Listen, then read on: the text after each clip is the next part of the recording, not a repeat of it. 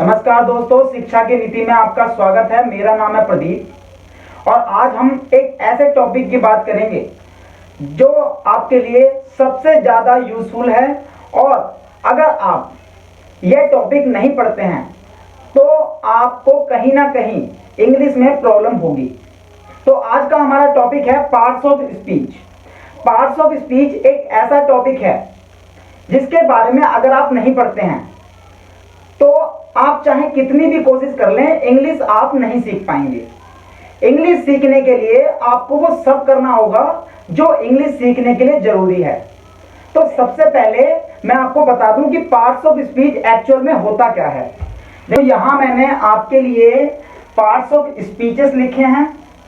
8 प्रकार के हमारे पार्ट्स ऑफ स्पीच होते हैं और यहां मैंने आपको एक एग्जाम्पल समझाने के लिए कुछ एग्जाम्पल एक लिखा है। ये मैं आपको पहले समझा देता हूं कि एक्चुअल में पार्ट्स ऑफ स्पीच होता क्या है।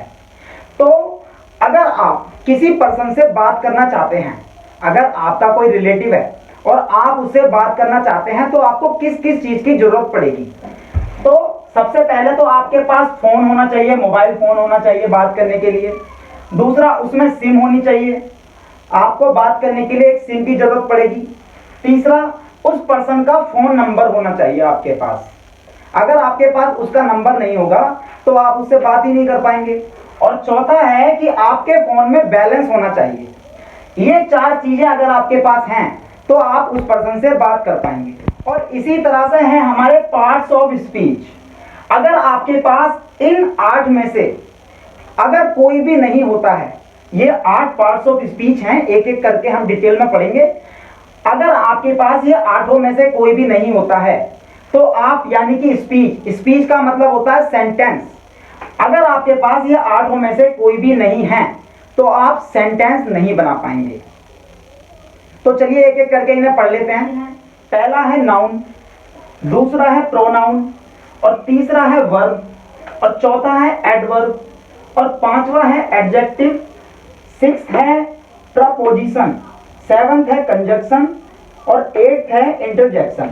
ये 8 जब एक जगह मिलेंगी तब जाके हमारा सेंटेंस बनेगा। तो एक एक करके मैं आपको थोड़ी सी डिटेल में इन्हें बता देता हूं, क्योंकि इनकी डिटेल्स काफी ज्यादा हैं तो मुझे पर स्पीच की एक एक वीडियो बनानी होगी। तो अभी मैं आपको कुछ डिटेल में इन्हें बता देता हूं, समझा देता हूं। तो पहली कैटेगरी है हमारी पार्ट्स ऑफ स्पीच की नाउन। नाउन के बारे में मैं आपको बता देता हूं। मान लीजिए एक चार्ट पेपर है और उस चार्ट पेपर पर इस दुनिया में जितने भी नाम हैं, कितने भी व्यक्तियों के नाम, जितनी भी जगहों के नाम, जितने भी जानवरों के नाम और जितनी भी वस्तुओं के नाम, वो सभी नाम आपने उस चार्ट पेपर पर लिख दिए। तो वो जो चार्ट है उस चार्ट पर सभी जगहों के नाम, वस्तुओं के नाम, जानवरों के नाम, वस्तुओं के नाम, ये सभी नाम आ गए उस पर। तो उस पूरे चार्ट को आप कहेंगे नाउन, क्योंकि ये जितने भी इस दुनिया में नाम है वो सभी नाम उस चार्ट पर आ गए। इस दुनिया में जितने भी नाम हैं वो सभी किसी ना किसी नाउन को डिनोट करते हैं, वो नाउन की कैटेगरी में आते हैं। जैसे नेम ऑफ पर्सन, किसी भी व्यक्ति का नाम, किसी भी जगह का नाम, किसी भी थिंग्स, वस्तुओं का नाम, ये सभी क्या है, एक नाउन है। जैसे एग्जांपल देखिए, राम किसी व्यक्ति का नाम है। आगरा किसी जगह का नाम है, आगरा। ताजमहल क्या है, एक मॉन्यूमेंट्री है। इसी तरह से बुक क्या है, थिंग्स है, वस्तु का नाम है। तो जितने भी व्यक्तियों के नाम, वस्तुओं के नाम, जानवरों के नाम, ये सभी नाम नाउन की कैटेगरी में आते हैं। और नेक्स्ट कैटेगरी है हमारी प्रोनाउन। सबसे पहले मैं आपको बता दूं कि प्रोनाउन का यूज क्यों किया जाता है। नाउन की रिपीटेशन यानी कि बार बार कोई भी नाम ना आए, इसीलिए प्रोनाउन का यूज किया जाता है। जब भी आप कोई पैराग्राफ लिखते हैं तो वहां पे बार बार एक ही व्यक्ति के बारे में मान लीजिए आप लिख रहे हैं और एक ही व्यक्ति का नाम बार बार आ जाए तो वो थोड़ा अलग सा लगेगा, थोड़ा अजीब सा लगेगा। तो इसी अजीबपन को खत्म करने के लिए प्रोनाउन का यूज किया जाता है। देखिए मैं आपको एग्जांपल बताता हूं। सबसे पहले आप देख लीजिए कि प्रोनाउन होते कौन कौन से हैं। तो पहला है ये देखिए, he, she, it, you, my, mine, they, we, ऐसे ये प्रोनाउंस की कैटेगरी में आते हैं। एग्जाम्पल मैं आपको दिखाता हूं, एग्जाम्पल से आप समझ पाएंगे। एग्जाम्पल है Ram is a good boy, Ram एक अच्छा लड़का है। Ram goes to school every day, Ram रोज स्कूल जाता है। Ram goes to temple every day, Ram रोज मंदिर जाता है। तो यहाँ पे राम के बारे में बात हो रही है, बार बार राम का नाम आ रहा है। तो हम क्या करेंगे, नाउन की जगह प्रोनाउन का यूज करेंगे ताकि ये थोड़ा अच्छा सा लगे। देखिए Ram is a good boy, तो मैंने यहाँ पे एक बार राम का नाम ले लिया कि राम के बारे में बात हो रही है, हमें पता है। तो यहाँ पे Ram is a good boy मैंने कर दिया। अब मैं यहाँ पे क्या करूंगा, राम की जगह ही का यूज करूंगा।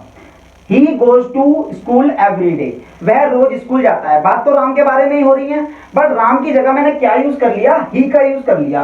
अब थर्ड वाले में देखिए, Ram goes to temple every day, तो यहाँ पे भी मैं क्या करूंगा, ही का यूज कर लूंगा। तो इस पूरे सेंटेंस में राम के बारे में ही बताया जा रहा है, बस फर्क क्या हुआ है कि हमने नाउन की जगह प्रोनाउन का यूज कर लिया है। और इसी तरह से हमारा थर्ड पार्ट्स ऑफ स्पीच है वर्ब, यानी कि क्रिया, या फिर आप शुद्ध भाषा में कह सकते हैं कोई भी काम। कोई भी काम यानी कि रीड पढ़ना, राइट लिखना, गो जाना, ये सब वर्ब की कैटेगरी में आती हैं। मैं आपको एग्जांपल से बताता हूं।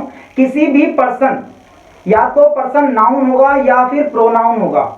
नाउन और प्रोनाउन जो काम करेंगे वो हमारा वर्ब कहलाता है। एग्जांपल देखिए, द बॉयज आर राइटिंग, लड़के लिख रहे हैं।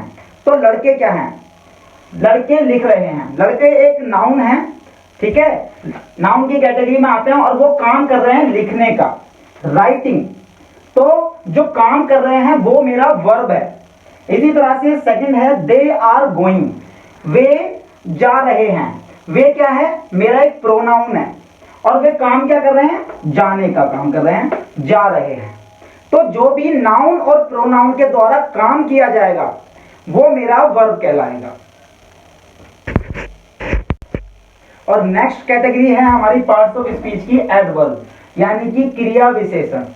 आप क्रिया विशेषण पे मत जाइए, शुद्ध हिंदी आप बिल्कुल मत सीखिए। आप यहाँ इंग्लिश सीखने आए हैं तो आप इंग्लिश ही सीखिए।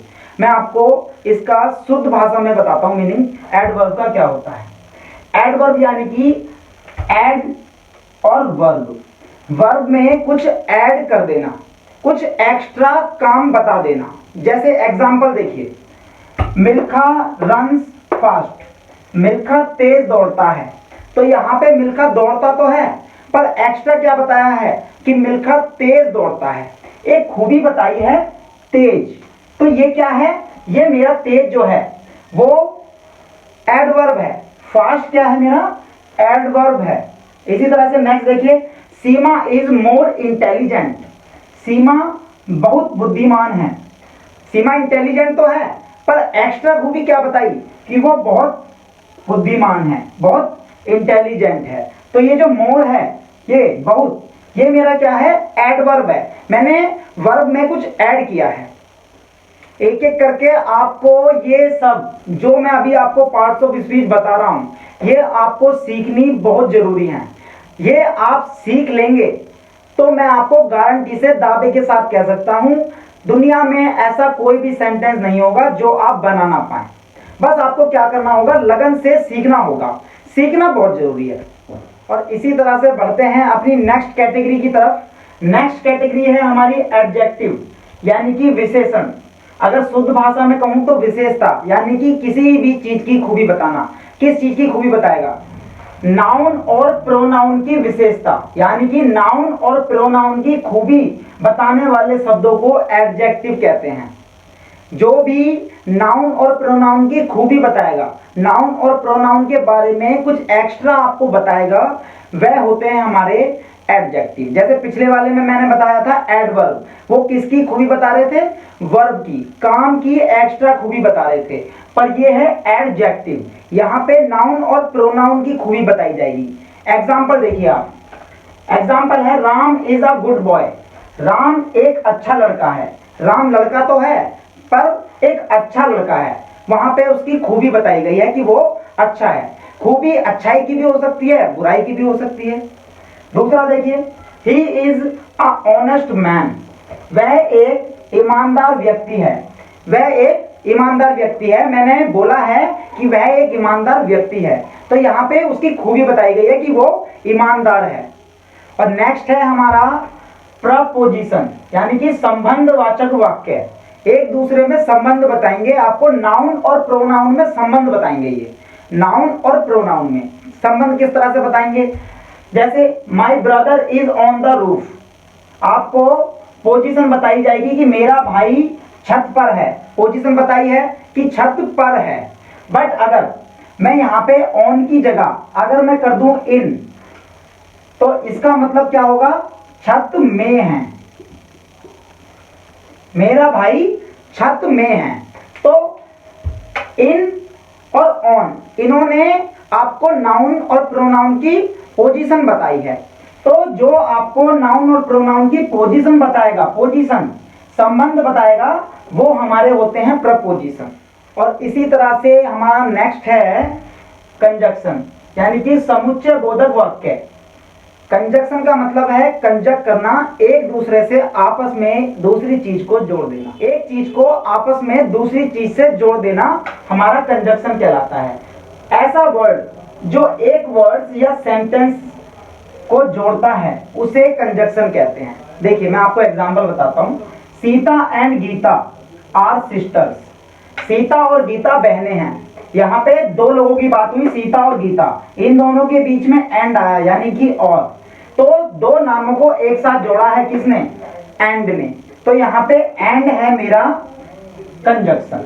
इसी तरह से सेकंड है प्लीज गिव मी टी और कॉफी, कृपया मुझे चाय या कॉफी दीजिए। तो यहाँ पे प्लीज गिव मी टी और कॉफी, तो चाय और कॉफी को किसने जोड़ा, और ने, यानी कि या। तो यहाँ पे और जो है मेरा ये कंजक्शन है एक।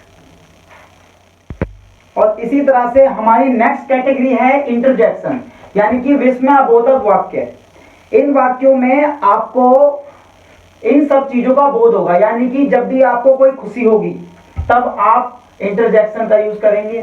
जब आपको कोई आश्चर्य होगा, मान लीजिए आपका कोई फ्रेंड है पूरी साल नहीं पढ़ा और लास्ट में वो फेल हो गया, तो आपको क्या होगा, अचानक एक शौक लगेगा कि ये तो भाई पूरी साल नहीं पढ़ा, पास कैसे हो गया। तो ऐसे जब भी वाक्य आएंगे तो आप जो है इंटरजेक्शन का यूज करेंगे। तो अगर आपको किसी से नफरत है, नफरत करने के लिए आप यूज करेंगे। किसी को पुकारने के लिए, जब भी आप किसी को पुकारते हैं तो वहां भी इंटरजेक्शन का ही यूज होता है।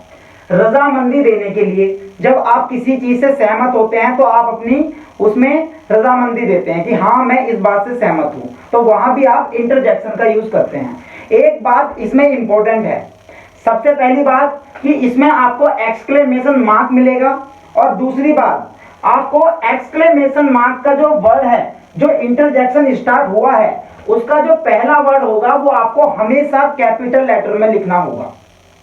तो एक बार मैं इन्हें बता देता हूं, जब भी आपको कोई खुशी हो, खुशी के लिए आप हुर्रा, हुर्रा का यूज करेंगे। इसमें आपको एक्सक्लेमेशन मार्क है, और देखिए पहला कैपिटल लेटर है। दूसरा आश्चर्य, जब भी आपको कोई आश्चर्य होगा तो वहां आप दो चीज बोल सकते हैं, ओ या व्हाट, आप इनमें से कोई भी एक का यूज कर सकते हैं। थर्ड है घृणा या नफरत के लिए आप तीन चीज का यूज कर सकते हैं, या बोल सकते हैं फोर सिन या फाइव या बॉस, आप इन तीनों में से कोई भी यूज कर सकते हैं। चौथा है किसी को पुकारने के लिए, जब आप किसी को पुकारते हैं तो आप बोलेंगे हेलो या फिर हे, आप ये सब दोनों यूज कर सकते हैं। पांचवा है रजामंदी देने के लिए, जब आप किसी बात से सहमत होते हैं तो आप बोलते हैं ओके, तो आप वहां ओके का यूज कर सकते हैं। तो ये सभी आते हैं हमारे इंटरजेक्शन में। उम्मीद करता हूं आपको ये मेरी छोटी सी वीडियो समझ आई होगी। फिर भी आपको इस वीडियो से रिलेटेड कोई भी कंफ्यूजन है तो आप मुझे कमेंट बॉक्स में लिखिएगा, उसका रिप्लाई मैं आपको 100% दूंगा। एक नाउन की वीडियो मैं ऑलरेडी बना चुका हूं, तो आप नाउन की उस वीडियो को देख सकते हैं, नाउन के बारे में फुल डिटेल में आप पढ़ सकते हैं, उसका लिंक मैं आपको डिस्क्रिप्शन में दे दूंगा। बाकी के जितने भी पार्ट्स ऑफ स्पीच हैं उन सभी की बारी बारी से एक एक करके मैं आपके लिए वीडियो लाऊंगा, और फुल डिटेल में सभी पार्ट्स ऑफ स्पीच के ऊपर वीडियो बनाऊंगा। उसके लिए आपसे एक ही रिक्वेस्ट है, शिक्षा की नीति चैनल को सब्सक्राइब कर लीजिए ताकि जब भी कोई नई वीडियो आए तो उसका वीडियो का नोटिफिकेशन आपको तुरंत मिल जाए। जब तक के लिए जय हिंद, जय भारत।